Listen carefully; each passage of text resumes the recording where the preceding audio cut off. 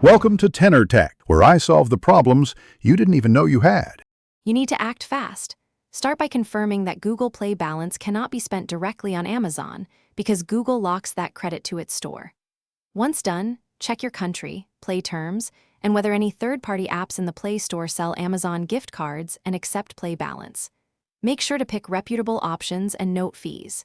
If no direct option exists, prepare a peer-to-peer plan. Buy a gift card or item with Play balance, then convert its value to Amazon credit through an exchange or sale. Now you execute. Use your Google Play balance to purchase a transferable asset, ideally a digital gift card or an app that sells Amazon codes, if such a seller accepts Play credits.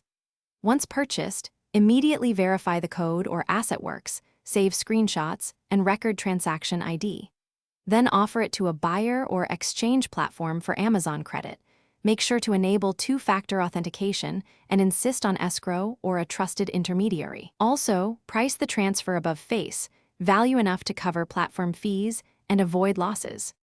Finish by redeeming the Amazon code you received or accepting Amazon gift card payment into your account.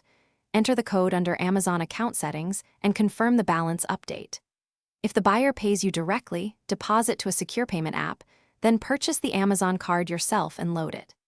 If anything goes wrong, wrong code, delayed payment, or rejected redemption, immediately contact the seller and the exchange platform with your receipts and screenshots. If unresolved, file a dispute and keep timelines and proof. Thanks for watching. Subscribe to keep your life in tune.